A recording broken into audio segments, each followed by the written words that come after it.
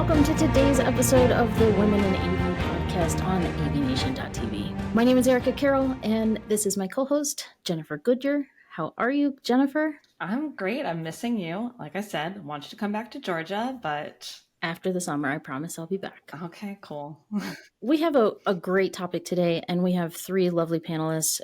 We are joined first by Christina Cruzeiro from Atlona. Hey, Christina. Hey, Erica. It's great to see you. You too. We also have Laura Madaio from Yamaha. Hi, Laura. Hi there.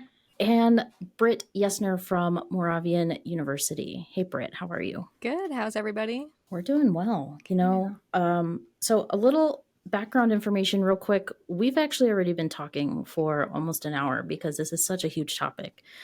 And I'm going to pass it off to Jen in just a second here. Laura came to us and said that she wanted to talk about bereavement in the workplace. And I thought that this was an interesting topic. I thought that it needed to be talked about. And I know initially, Jen, you weren't so interested in talking about it. So I want to pass over to the mic to you and tell us how we got to this today. Yeah, so I saw that topic, and I think because it is such a difficult topic, and for most tough topics, you just naturally shy away from it. So my natural instinct, because I had lost my father in 2018, 2019, I didn't want to talk about it. And I had kind of just was starting to get to a place of normalcy, and it was just right away, no, I don't want to talk about that tough topic. And then in a very kismet way, while I was kind of sleeping on it, I was scrolling through LinkedIn and I saw that Britt Yenser had made this post about how she had lost her father. And it was on LinkedIn, and it was really talking about how, yes, it's really, really hard to get through, but it's kind of the only way out is through, and it will get better. You might not ever necessarily be the same person, but it will get better. And that just touched me and resonated in such a way that I realized if Britt's talking about it, if Laura wants to talk about it, that means there's got to be hundreds of not just women, but people in our industry that want to talk about this tough topic. And it's kind of a cop-out to not talk about the tough topics. Those are the ones that need to be talked about the most. So even though I was really hesitant, this last hour, just talking about it with everyone, I feel so much more comfortable, and I'm realizing how truly important it is that we do talk about it today. Thank you. So I want to start with you, Laura, since you brought the topic to us. And I know that you have a number of resources that you'd like to share. And I think maybe we should start there, and then we can talk about how you got to those resources, if that's all right. Yeah. So thank you, Erica. And thank you, Jen, for having me. First off, I know it's an uncomfortable topic, but it's kind of, like we've discussed, sort of unavoidable and bound to impact each of us or those around us in the workplace and outside of the workplace at some point in our lives. And thank you, Britt, for also being, outspoken about grief, because it's obviously connected us all in this way. So yeah, Erica, thank you for that intro. I unfortunately was also another individual in this unfortunate club that lost their father back in August 2018. So I just came up on my dad's 5-year anniversary this past weekend. And I had never experienced grief, of that magnitude. And for lack of a better word, was kind of ignorant to how much grief impacted you mentally, physically, at work, in relationships, all of the above. And what I started to recognize was that I needed a platform, a place to talk about it. And I think I was really hungry and starving to talk about my dad, but also to find people that were like-minded and kind of understood where I was coming from, why I was feeling the way that I was. So that kind of catapulted me into starting an Instagram community called Grief Hungry. So that would be first resource that I have for individuals, where Grief Hungry is a really blunt, open community forum on LinkedIn and Facebook, where I share about my own personal grief, and I also give people a platform to share about theirs. And we tie grief and loss to topics that are a little bit easier to talk about, like food. So I give people the opportunity to share like a former recipe or something of someone that they've lost, or maybe a recipe that they use to get through some really hard times. And then in addition to that, my own personal loss taught me that grief and bereavement are not talked about enough in the workplace. More weight needs to be talked about.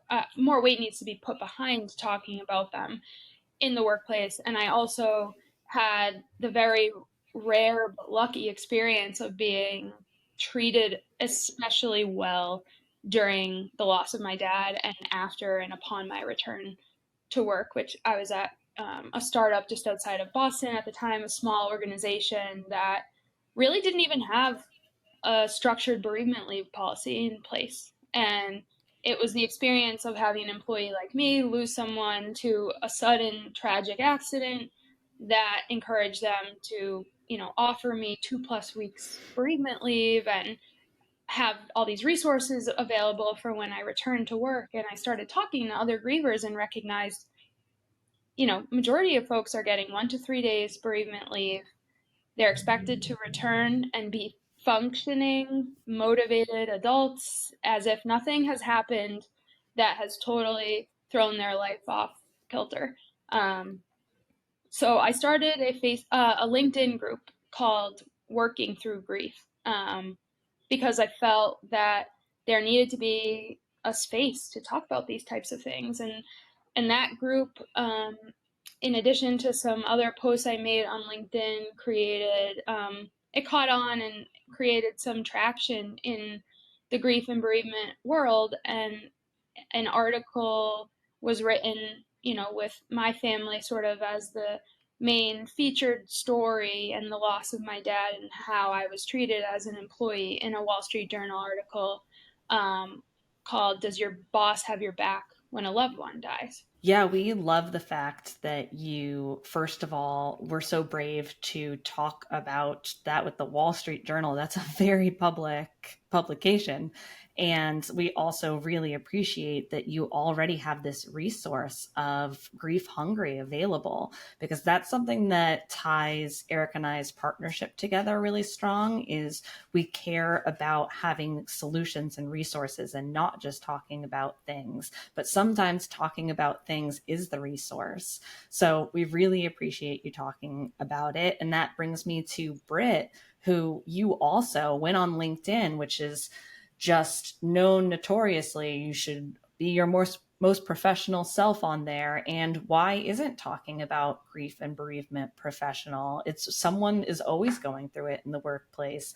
I know I appreciated reading that. Could you please tell us more about what maybe made you want to write that post? Sure. Yeah. So I lost my dad in June of 2007. So I was actually 14 years old at that time. And so obviously I was in school, not at work. So as a student, I didn't experience any sort of like bereavement period or anything. It was like he passed in the summer and then you go back to school in September, right? It just is what it is. And while a lot of time has passed, grief, to me, my experience with grief has not been linear. And I still, every year when June comes, I feel it in my body. There's actually a book, The Body Keeps the Score, that talks about how trauma is stored in the cells of your body. And so, it's always challenging for me. June comes around and I start to really feel it. It's like I'm waiting for the bad thing to happen, even though it already has. And I wanted to share that with others because I thought there's no way on earth that I'm the only person who experiences this. And I think it's unfortunate that we aren't being honest and having open conversations about these things. Unfortunately, death is the great equalizer. It's what we all have in common. And we should, in my opinion, be more open about our experiences so that we can support each other a little bit better. Because for me, like, because it happened when I was a child, people expect for me to have moved on with my life, be the functioning, happy adult. But that doesn't mean that the grief isn't still there. So you mentioned how we can support each other, which I completely agree. We need to be there for each other no matter what. But I want to ask Christina, I know that you experienced loss as well, and how your company supported you, if you would share. One of the things that I absolutely love about working at Atlona is I believe that we lead with compassion and empathy first. And I think that that's so important.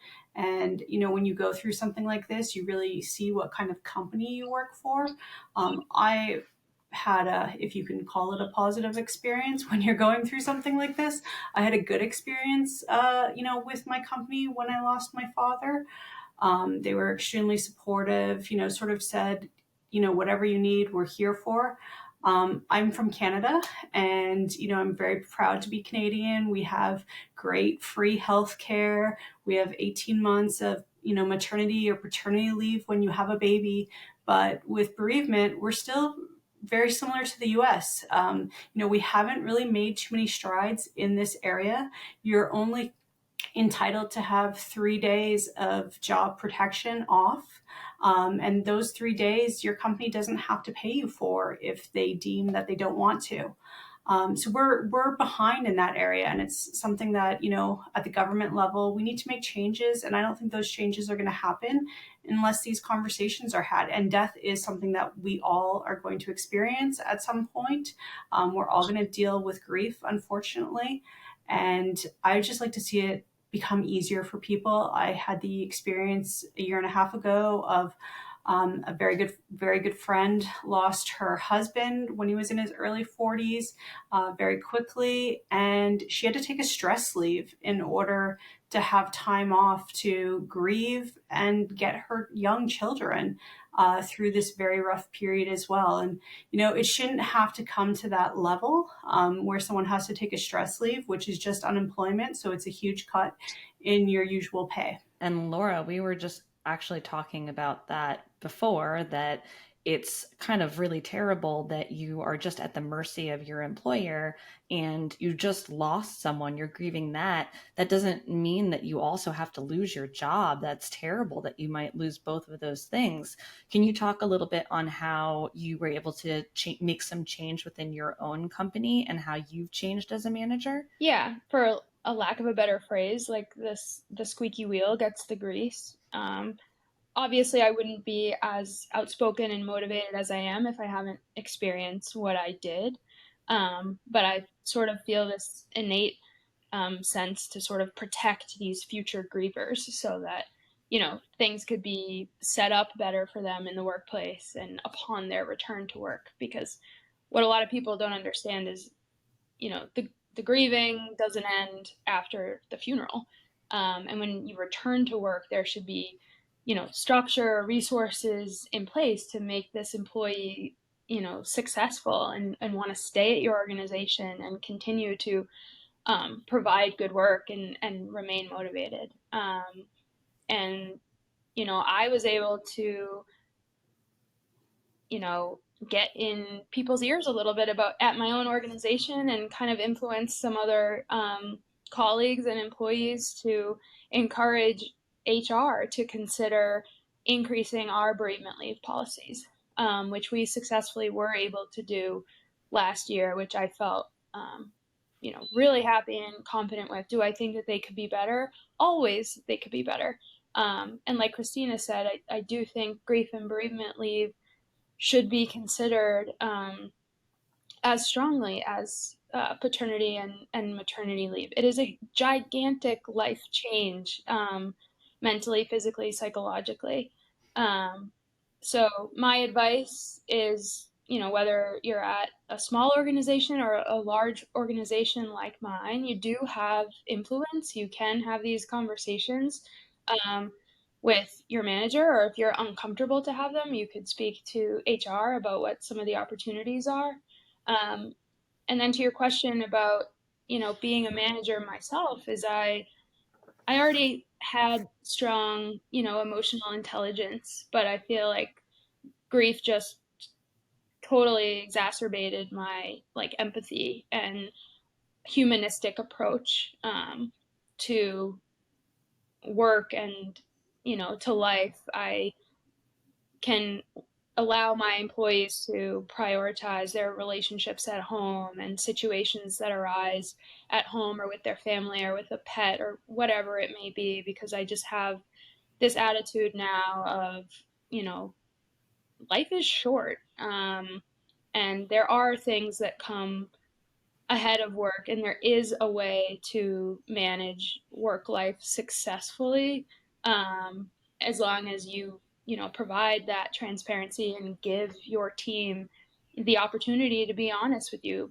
about what's going on.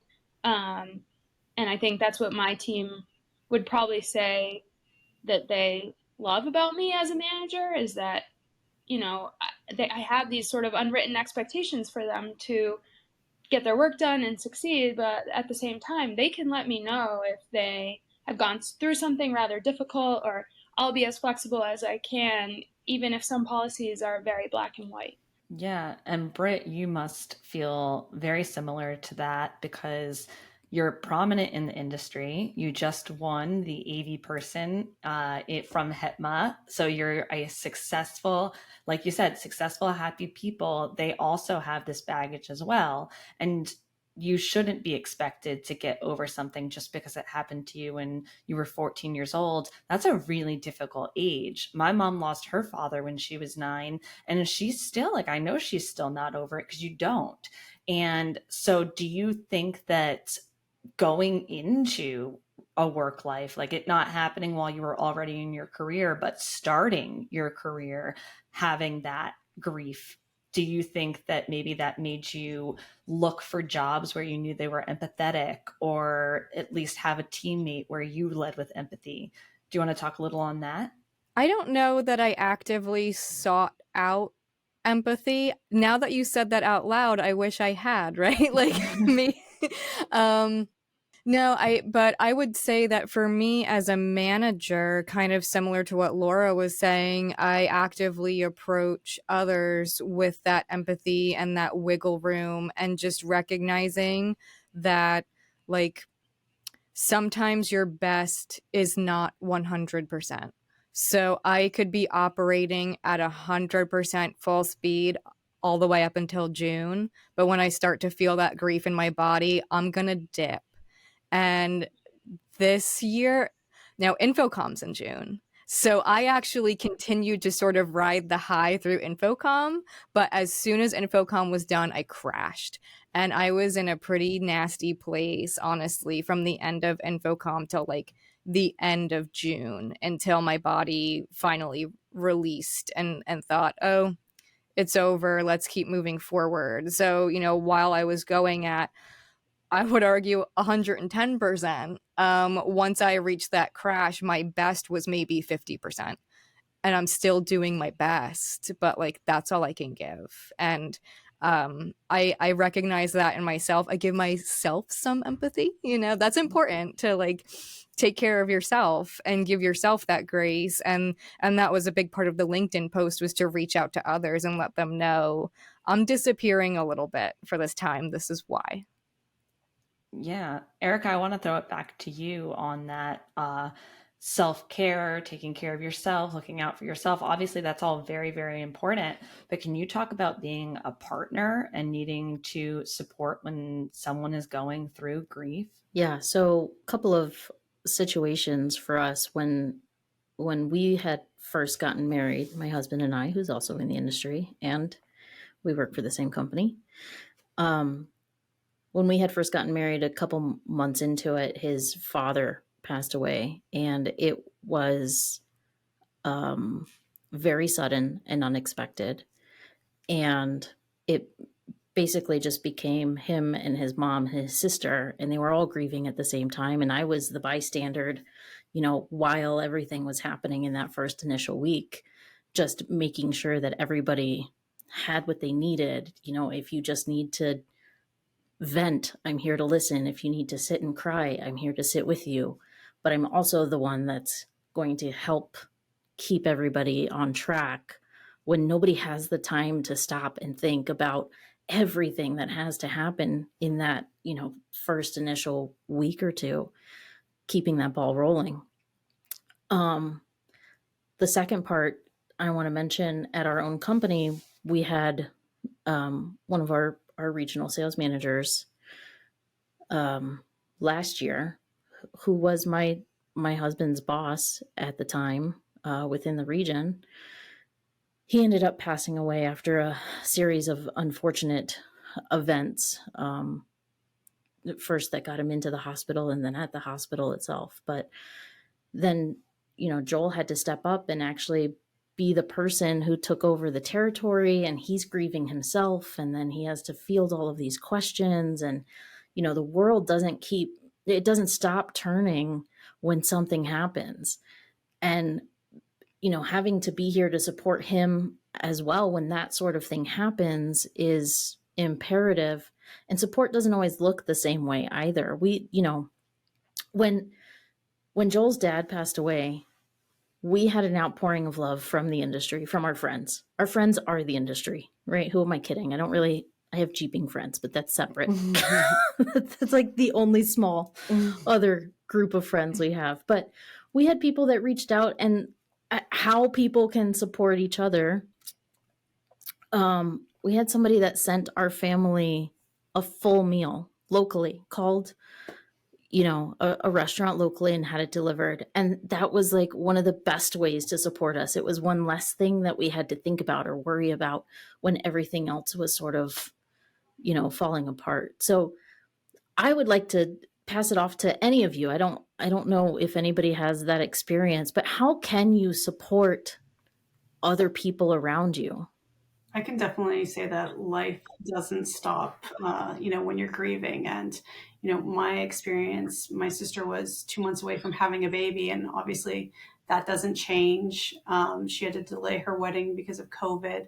So there's a few pieces in there. Like, my grief was different because every conversation I had with somebody about how are you doing, it was always about, well, my sister's now about to have her first child, and she's not going to have a grandfather figure for her baby, and now she doesn't have someone to walk her down the aisle. It was so my grief immediately was more tied into my sister and the things that she was losing in that moment. So I think grief it's a strange thing. It takes you on a very strange journey, and it comes up at different times. And I think, the best you can do, especially if you're a people leader, is, leading with empathy, leading with compassion, understanding exactly like what Britt said. There's going to be times in people's lives where maybe they do need to dip out of the work world a little bit.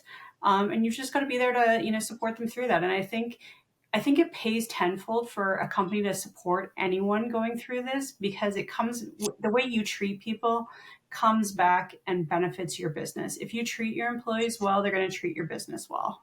Yeah, that's such a good point. And I would caveat in saying, whether it's in relationships or at work, just not ignoring the elephant in the room. That's my 2 cents.